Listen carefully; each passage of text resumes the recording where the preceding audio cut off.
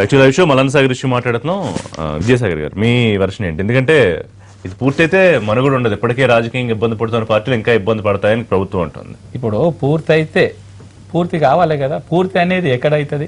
మీరు మొదట పెట్టలేదు. 2 సంవత్సరాల నుంచి మీరు ప్రాజెక్టులు నీరు విషయంలో మేము ప్రతి 1,00,000 ఎకరాలకు నీరు ఇస్తామని చెప్పారు. ఈరోజు ఒక్క తట్ట మట్టి కూడా ఎక్కడ ఎత్తిపోయలేదు. నిజంగా మల్లన్న సాగర్కు పోతే టీఆర్ఎస్ ఎంపీటీసీ ఆత్మహత్య చేసుకుంటే కూడా మీడియాలో చూపెట్టలేదు, మీడియాలో కూడా దానికి ప్రాచుర్యత లభించలేదు. ఎందుకు చచ్చిపోయాడు? అతన్ని ఊర్లో ఉండనీయలేని పరిస్థితి. ఈ రోజు చాలా మంది టీఆర్ఎస్ నాయకులు మాట్లాడుతున్నారు కదా, ఇదే మంత్రి, అదే జిల్లాకు చెందిన మంత్రి హరీష్ రావు గారు ఉన్నారు కదా, ఒక్కసారి పొమ్మనండి, ఒక్కసారి ఆ ప్రాంతానికి వెళ్ళి సందర్శించి రమ్మని చెప్పండి, ఆ ప్రజల ఆక్రోశాలు చూడమని చెప్పండి, నిజంగా కూడా ధైర్యం ఉంటే. ఇటువంటి పరిస్థితుల్లో ఇక్కడ ఉండి డంక బజాయించినట్టు మాట్లాడతారు. ఇదే కోదండరామ్ గారు ఉద్యమానికి గుండెకాయలాగా పనిచేయలేదా? ఆయన ఒక్కరోజు మల్లన్న సాగర్ గురించి మాట్లాడితే ఆయన తిట్టిచ్చారు. అంటే మీరు ప్రజల గురించి, మీరు పోరాటం చేసిన వాళ్ళ గురించి, ఎవరి గురించి అయినా సరే మీరు చెప్పిన విధంగా నడుచుకోలేకపోతే మీరు ప్రజల నుంచి అది మాట్లాడిస్తారు. మీరు పూర్తవుతుంటున్నారు కానీ ఏదేమైనా కట్టి తీరుతాం. ఒకవేళ 2013 చట్టం ప్రకారం రైతుల అకౌంట్ లో అవసరమైతే డిపాజిట్ చేసైనా ప్రాజెక్ట్ కడతామని హరీష్ చాలా గట్టిగా చెప్తున్నారు. హరీష్ ఉన్న ఇంటెలిజెన్స్ అయితేంది, ఆయనకున్న తెలివి అయితేంది, ఏమైనా 50 TMCల ప్రాజెక్టును అక్కడికి వెళ్ళి బయటికి వెళ్ళి ఎక్కడికల్లా వరద నీరు వస్తుందా ఆడికి అని అంటే అది లేదు. నువ్వు ఎక్కడి నుంచో డంపు చేసి, తుమ్మడాటి నుంచి డంపు చేసి 50 TMCలు నిల్వ చేస్తామనేది ఇది నిజంగా ఎక్కడన్నా సాధ్యమవుతుందా? ఇటువంటి కార్యక్రమాల మీద, ఇటువంటి మాటల మీద మీరు ప్రజలకు ఈ రోజు ఒక్క కార్యక్రమం కూడా దిగ్విజయంగా పూర్తి చేయలేదు. మీరు మేనిఫెస్టోలో పెట్టిన అంశాలు ఈ రోజు కొత్త దాని గురించి మాట్లాడతారు.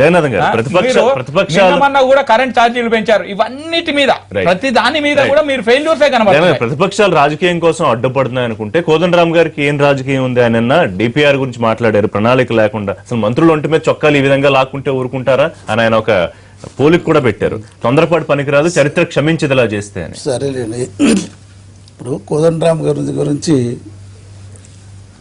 ఆయన ఒక న్యూట్రల్ వ్యక్తిగా మాట్లాడితే బాగుంటుంది. న్యూట్రల్ కాదా ఇప్పుడు ఆయన? చెప్పనే అండి, మీరు న్యూట్రల్ కాదా? నాకు అనుమానం వచ్చింది. న్యూట్రల్ వ్యక్తిగా మాట్లాడితే బాగుంటుంది కాదని అర్థం కదా. అంటే మరి అప్పుడు చెప్పవలసిన అవసరం మరి ఎవరితో ఉన్నారు చెప్పాలిగా? అప్పుడు ఏది ఎవరితో ఉన్నారు చెప్పాలిగా? కోదండరామ్ గారు న్యూట్రల్ కాకపోతే ఎవరితో ఉన్నారని చెప్పేసి ఆయన జవాబు చెప్పండి. ఏది మాట్లాడినా కానీ కదా. ఇప్పుడు మల్లన్న సాగర్ గురించి మీరు మాట్లాడుతూ ఉన్నారు. ఎప్పుడైనా కానీ పెద్ద ప్రాజెక్ట్స్ కట్టేటప్పుడు లేదా, ఉదాహరణకు ఇప్పుడు శ్రీశైలం ప్రాజెక్టు చూడండి. శ్రీశైలం ప్రాజెక్టు కడుతున్నట్టే దాని నుంచి నీళ్ళు ఎక్కడ వెళ్తున్నాయి? మునిగింది ఎక్కడ? కొల్లాపూరు, ఆలంపూర్ విలేజ్ మిలిగినాయి. బెనిఫిట్ ఎవరికైతే ఉంది? ఎవరికైతుంది? శ్రీమాంధ్ర, పోతిరెడ్డిపాడు ఎవరు తీసుకెళ్లారండి? వాటర్ ఏ జిల్లాలకు పోయినాయి? శ్రీశైలం ప్రాజెక్టు ద్వారా తెలంగాణలో ఎన్ని జిల్లాలకు నీరు వచ్చిందండి? కానీ ఒక మంచి రోజు అయితే ఏంటంటే, ఒక ప్రాజెక్టులో కొన్ని నష్టాలు జరుగుతాయి, కొన్ని మంచి కూడా జరుగుతుంది. ఆ ఉద్దేశంతో ఈనాడు ఇప్పటికి కూడా ఈ శ్రీశైలం ప్రాజెక్టులు ఇప్పటికి కూడా ఉద్యోగాలు లేవు. ఇప్పుడు మొన్న మేము క్రియేట్ చేసేసి దాదాపు ఒక 200-300 ఉద్యోగాలు క్రియేట్ చేసి లేదా అవసరమైన దగ్గరల్లా వాళ్ళకి ఇస్తూ పోవడానికి లేదా ఒక సౌకర్యం కల్పించాం మేము. ఇది నెంబర్ 1. ఇప్పుడు నరసింహారావు గారు ఇంపాసిబుల్ ఎక్కడ ఏమండి, మీరు ఇంపాసిబులే చేశారు దాన్ని. ఏమంటే సీమాంధ్ర పాలకులు దీంట్లో ఉండి ఇక్కడంతా ప్రతిసారి గోదావరి మీద అన్ని లిఫ్ట్ ఇరిగేషన్ ప్రాజెక్టులే పెట్టాలండి. మామూలు దీంట్లో ప్రాజెక్టులు రావని అంటున్నారు. ఒకటి చెప్పేదండి, మంత్రులు ఉన్నా కానీ ఆధిపత్యం ఎవరు ఉండిందండి? ఆధిపత్యం ఎవరు ఉండింది? అవన్నీ ఈనాడు మేము సరే మాకున్న టెక్నాలజీలో ఇంపాసిబుల్ అంటే మా తెలంగాణ యొక్క ఇంజనీర్ల మీద, వాళ్ళ సామర్థ్యం మీద, తెలంగాణ మేధావుల మీద అచంచలమైన విశ్వాసం ఉంది మాకు. కాబట్టి ఈ ప్రాజెక్టులో మేమేం చేసాము, ఇక్కడి నుంచి మేడిగడ్డ నుంచి ఎల్లంపల్లికి వేసి, ఎల్లంపల్లి నుంచి లేదా దాన్ని పైపుల ద్వారా కానీ గ్రావిటీ ద్వారా కానీ తీసుకొని వచ్చేసి లేదా మల్లన్న సాగర్లో 50 TM స్టోర్ చేసుకుంటే 24 లక్షల ఎకరాలకు 4 జిల్లాల్లో వచ్చే అవకాశం ఉందని చెప్పేసి మా సర్వే తర్వాత మా యొక్క విశ్లేషణ తేలింది. కాబట్టి నిన్న మంత్రి మాట్లాడుతూ 10 లక్షలు 1100 గ్రామాలు సస్యశ్యామలం అన్నారు. ఇప్పుడు నిన్న మీటింగ్ లో ఓవరాల్ గా ఇచ్చింది ముఖ్యమంత్రి గారి ఒక ప్రెజెంటేషన్ మీరు చూసారా? 20 నుంచి 24 లక్షల దాకా లేదా. దాన్ని మీరు కోటి కంప్లైంట్ చేయండి. ఎవరు ఇప్పుడు 24 లక్షల మందికి బెనిఫిట్ చేసేది అది 14 గ్రామాలు 10 గ్రామాలు పార్షియల్ గా, ఒక 4 గ్రామాలు పూర్తిగా సబ్మర్జ్ అవుతున్న పరిస్థితి ఉన్నది. 11 విలేజ్ 7 11 మేబీ మీ ప్రాజెక్ట్ ఇంకో డిజైన్ అయితే 21, ఇంకో డిజైన్ అయితే 18, ఇంకో డిజైన్ అయితే 14, ఇంకా మీరు ఇన్ని డిజైన్లు ఉంటాయి.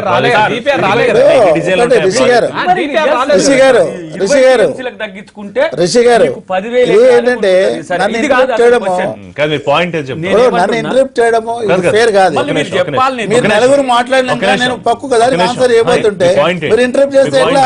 24 లక్షల ఇది ఎకరాలకు ఒక విషయం కాదు, అన్ఫేర్ ఇది సార్ ఇది బాలే ఇది ఇంకొక అలిగేషన్ చేసినప్పుడు లేదా మీరు అడిగారు సమాధానం చెప్పొచ్చు కదా.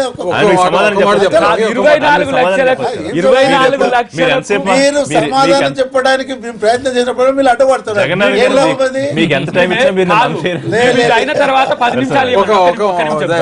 24 లక్షలకు బెనిఫిట్ చేసేది 10 టీఎంసీలతో 4,000 గ్రామాలు 4 గ్రామాలు మునిగితే మా మెకానిజం చెప్తా అంటే మీరు చెప్పనియరు. చెప్పనియరు. ఏ విధంగా మీ పాయింట్ అందరూ చెప్తే మరి కాదు, ఇంత బెనిఫిట్ అయ్యేదానికి, ఇంతమంది జీవితాల్లో సస్యశ్యామలం వచ్చేదానికి 4 గ్రామాలు నష్టపరిహారం చట్టం ప్రకారం ఏమన్నప్పుడు ఇచ్చేదానికి సమస్య ఏంది?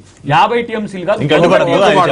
ఒక్క మాట అది టీఎంసీ అంటే ఎంత, టీఎంసీ అంటే ఎంత అన్నది వాళ్ళకి అవగాహన. ఒక 4 స్క్వేర్ కిలోమీటర్స్ లో 25 ఫీట్ హైట్ లో ఉన్న వాటర్ నే టీఎంసీ అంటారు. 4 స్క్వేర్ కిలోమీటర్లు 50 టీఎంసీ అంటే 200 స్క్వేర్ కిలోమీటర్లు. Square kilometres 25 feet height, 25 feet depth ఉన్నదే 550 టీఎంసీ అవుతుంది. అసలు సాధ్యమా? మేము సాధ్యం చేస్తామని మీకెందుకు ఆ డౌట్ ఉంటున్నాను. ఇప్పుడు మీరు మోసం చేస్తారు, ప్రజలు మోసం చేస్తారు. ఎట్లా మీరు మోసం అంటే ఎట్లా? ప్రజలు మిస్లీడ్ మీరు చేస్తుంటే, చేసిన- మోసం చేస్తుంటే, మీరు చేసిన మోసాన్ని మేము మంచి చేస్తున్నాం. మీరు చేస్తున్న మోసం మీరు ఒకటే నరసింహారావు గారు, వాళ్ళు మోసం చేస్తారంటారు. నరసింహారావు గారు, ఇది తప్పు. మీరు ఏంటి మా దగ్గర వినండి. కనుక్కోండి, మా దగ్గర తెలంగాణ ఒక సామెత ఉంది, పిల్ల పొట్టక ముందే కుళ్ళ కొడుతున్నావా అని అంటారు. ఇప్పుడు మీరు అదే అడిగిన చెప్పేదేనా. అయితే మేము చేసి చూపించకపోతే మీకెందుకు ఆతురుదా ఈ అనుమానాలు? వెయిట్ చేయండి, అప్పుడు మేము చేయలేకపోతే ప్రజల్ని ముంచడం అరే, అంటే ఉండు, ఎట్లా ఉండు, అండి మీరు ఉండు. కట్టేదానికి? అరే, ఉండయా దయాకర్ గారు, ప్రజల్ని ముంచే- మేము చేయలేకపోతే చెప్పనివ్వండి. నేను ఇందాక చెప్పా చెప్పనివ్వండి. వీళ్ళందరూ అడ్డుపడుతుంటారు, నా టైం కట్ చేస్తాం. చెప్పండి ఏమి చెప్పండి. ఇప్పుడు మేము మా విధానాల్లో మాకున్న టెక్నాలజీ మాకున్న మేధస్సుతో లేదా మేము ఇది చేసి తీరుతామని చెప్తా ఉన్నాం. రైట్. దానికి మీకు ఎందుకు డౌట్? అప్పుడే మీకు తర్వాత కాంపన్సేషన్ విషయం వచ్చినప్పుడు లేదా ముఖ్యమంత్రి గారు స్పష్టంగా చెప్పడం జరిగింది రైతులకు. నేను ఇందాక చెప్పా, ఇప్పుడు పోలవరంలో ఎంత మంది వద్దన్న ఎంత చేసినా కానీ లేదా, అరే మళ్ళీ మీరు ఎందుకు అడ్డుపడతావా? పోలవరంలో 3 లక్షల మంది నిర్వాసితులు, దాదాపు 300 ఈ ట్రైబల్ దాన్ని ఆపారా? ఏమన్నారు? బ్రాడర్ ప్రజాహిత కార్యక్రమం దీనికి లేదా దీన్ని పోదామన్నారు, తీసుకెళ్ళిపోయి ఎవరు ఆపారా? అయితే మేము ఆ విధానం చేయకుండా ఇప్పుడు ఏమైనా ఆప్షన్ ఇస్తున్నాం వాళ్ళకు.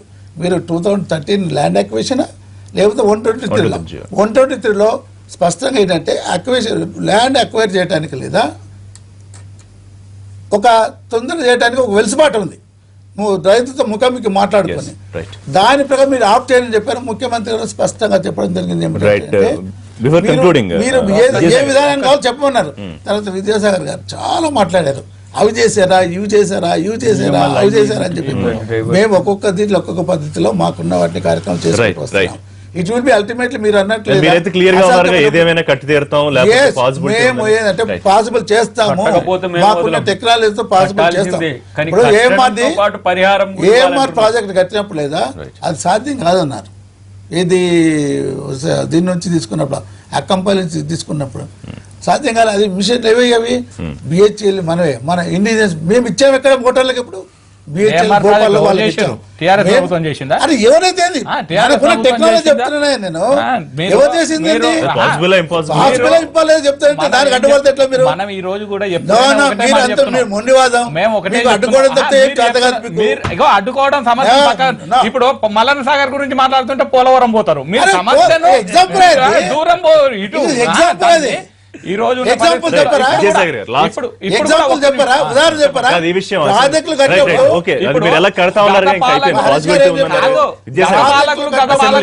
ఇప్పుడు ముఖ్యమంత్రి గారే కాదు, అందరూ ప్రతి ఒక్కరు. ఇప్పుడు జగన్నాథం గారు కూడా గత పాలకులలో మీరు అంతా పాలించలేదా?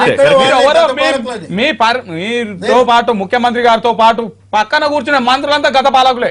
మీకు లేదా అందులో Right, sir. మీ వాటా లేదా? sir, అందరికీ మీరు తెలిసిన విషయమే, ఇప్పుడు మీరు దాని మీద మనం మీ చర్చ ఇష్టానుసారం పెట్టుకుని కాదు, ఇవన్నీ Right. కామెంట్లు కాకుండా విజయసాయి ఫస్ట్ గారు. ప్రాజెక్టు కట్టే పని చేయమని అరే కట్టేదాకా ఆగండి. ప్రాజెక్టు మీరు కట్టడం అడ్డుపడకపోతే కట్టేది అడ్డుపడకపోతే కడతా కట్టేది ఉంటాం. కాదు. అంటే భూమి అప్పనంగా లేదు అక్కడ రైతుల ఈ బతుకు అది మన సమాజం ఫామ్ హౌస్ యొక్క ఇద్దాం.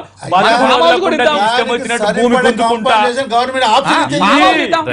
కాదు, డిమాండ్ చేసేది మన ఇది ఫామ్ 13 పునరాకృతి. లేక నువ్వు సార్, మీరు ఆప్ చేయమని మల్లన్న అందుకనే సాగర్ చెప్తారు right, government. Right, right. Mallanna Sagar వాళ్ళేం ప్రతిపాదిత ప్రాజెక్టు వాళ్ళది కాదు. ప్రాణహిత చేవెల్లో 1.5 టీఎంసీకి ఉన్నదే. దాన్ని 50 టీఎంసీ చేయడం వల్లనే ఇప్పుడు మనకి ఎక్విజిషన్ అవసరం అవుతుంది. ఇప్పుడు మన రేవంత్ రెడ్డి గారు చెప్పారు, ల్యాండ్ ఫామ్ హౌస్ కూడా ఇయ్యండి, మీరు 4 లక్షలు అంటారుగా, 10 లక్షలు ఇస్తా అని చెప్పి ల్యాండ్ చెప్పిండు. తీసుకోండి, ప్రజల విస్తృత ప్రయోజనాల కొరకే చేస్తున్నారు. Right. దానికి కంపెన్సేషన్ ఇష్టపడి ముందుకొచ్చిన రైతులను ఒప్పించి తీసుకోండి. That's it. ఒప్పించండి. Okay. ఒప్పించండి. Right, Narasimha Rao గారు. సీఎం గారు ఏం చెప్పారు? అసెంబ్లీలో టీడీపీ రిషి గారు, కార్యాలయ రిషి గారు, వ్యవహారం. సీఎం గారు ఏం చెప్పారు? బాబు మీ ఇష్టం, మీకు 213 యాక్ట్ కావాలా? Right, అదే నేను ఇందాక quote చేశాను కదా. అటువంటిప్పుడు మీకు అభ్యంతరం ఏంటి? 123 Right. జీవోలో Right. Right. R&R ప్యాకేజ్ ఉండదు Let us sir get Rishi గారు. next issue, please. R&R package లేకపోతే ఎక్విజిషన్ వీళ్ళకు వీళ్ళ సొంత Right. భూమి అదే కదా, సార్, అసెంబ్లీలో టీడీపీ కార్యాలయాన్ని వేరే కమిటీకి కేటాయించడం, R&R ప్యాకేజ్ టీడీఎల్పీ గదులు ఇతర కమిటీలు కేటాయించడం నిన్న రేవంత్ రెడ్డి చేస్తాయి. దాన్ని చాలా సీరియస్ అయ్యారు. దీని మీద న్యాయ పోరాటం చేస్తా ఉన్నారు. కానీ మరి స్పీకర్ కి ఇక్కడ విచక్షణాధికారాలు ఉంటాయా? దాన్ని ఉంచాలా, లేకపోతే ఒకళ్ళు ఉంటే ఉండదు, 5 మినిమం ఉండాలి, ఇలాంటి లెక్కలు ఏమైనా ఉన్నాయా? ఏంటి వ్యవహారం? ఆ లెక్కలు స్పీకర్ విచక్షణాధికారం ఉన్నమాట వాస్తవమే. కానీ తెలుగుదేశంలో గెలిచిన మెంబర్లు ఏమయ్యారు? ఆ తెలుగుదేశంలో ఎంతమంది అసలు వాళ్ళ సభ్యులు? స్పీకర్కి మొట్టమొదటి ఎన్నికలు అవగానే ఎన్నికల కమిషన్ ఇచ్చిన లెక్క ప్రకారం ఎంతమంది సభ్యులు ఉన్నారు తెలుగుదేశానికి? ఆ సభ్యులు ఏమయ్యారు? ఆ సభ్యులు ఇప్పుడు ఇంకో పార్టీలో చేరారని స్పీకర్ అంగీకరిస్తున్నారా? టీడీఎల్పీ విలీనం అంశం ఉంది కదా ఇందులో, లేక దాన్ని యాక్సెప్ట్ చేయడం? టీడీఎల్పీని విలీనం చేస్తామో సాధ్యం అవుతుందా రాజ్యాంగ పరంగా? ఒక రాజకీయ అసెంబ్లీలో ఉన్న పక్షాన్ని సాధ్యం రాజ్యాంగ ఇప్పుడు మా 10th షెడ్యూల్ చెప్పింది ఏంటి? ఇది సాధ్యం కాదు. మొత్తం పార్టీ అంతా కూడా మెర్జ్ అయిపోతే అప్పుడు మిగతా అసెంబ్లీ శాసనసభ పక్షాలు కూడా మెర్జ్ అవ్వచ్చు.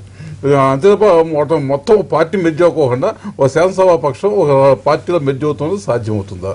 అది స్పీకర్ ఖచ్చితంగా రాజ్యాంగ విరుద్ధంగా వ్యవహరిస్తున్నారు, చట్ట విరుద్ధంగా వ్యవహరిస్తున్నారు, ఇష్టారాజ్యంగా వ్యవహరిస్తున్నారు. తప్పది. ఇప్పుడు వాళ్ళు సభ్యత్వాన్ని కోల్పోయారన్నా ప్రకటించాలి, లేదా తెలుగుదేశం సభ్యులైనా ప్రకటించాలి. లేకుండా వాళ్ళు ఎవరో ఒక లెటర్ ఇస్తే వీళ్ళు మొత్తం Accept చేయడం అనేది చేసే అధికారం లేదు ఆయనకి.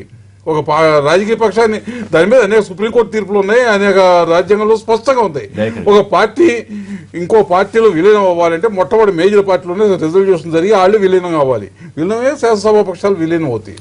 ఇప్పుడు స్పీకర్ వ్యవస్థ మీద సర్వత్రా చర్చ జరుగుతున్నది. గత ప్రభుత్వాలను కోట్ చేస్తున్నారు, ప్రస్తుతం జరుగుతున్న వాటి మీద చేస్తున్నారు.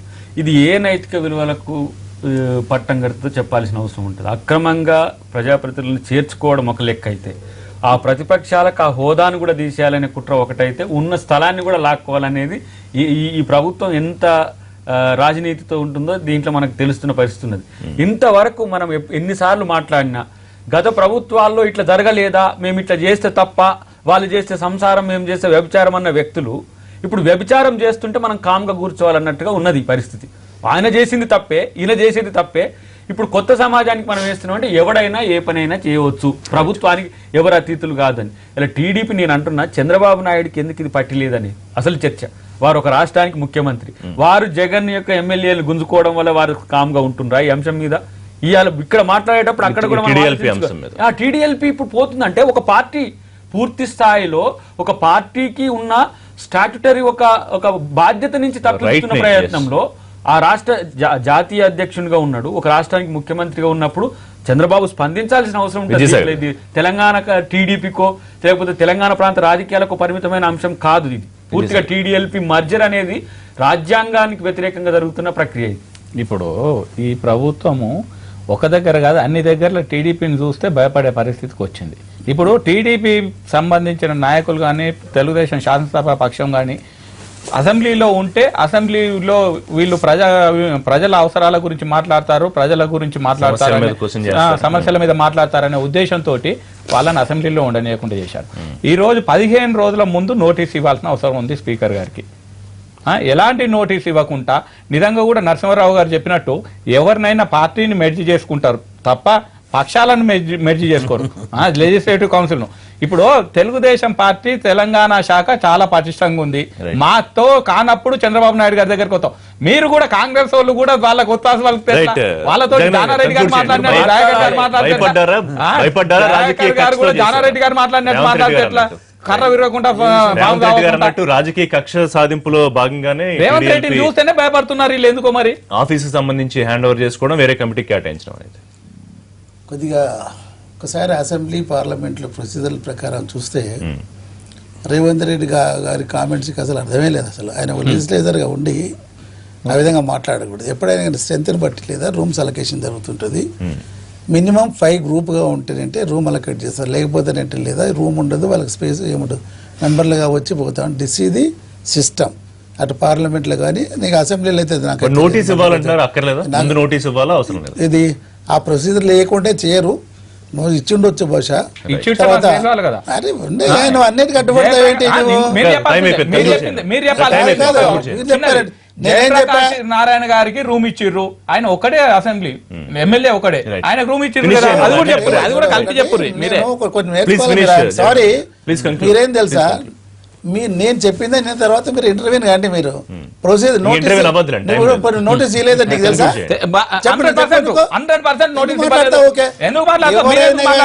ఎవరైనా కానీ ఒక యాక్షన్ తీసుకునే ముందు ప్రొసీజర్ ప్రకారమే చేస్తారు. స్పీకర్స్ ప్రిరాగేటివ్, ఇది మనకున్న రాజ్యాంగంలో జరిగిందని మీరు అంటారు, జరగలేదని వాళ్ళు అంటారు. చూద్దాం ఏం జరుగుతుంది. Thank you very much Jagan గారు. Thank you.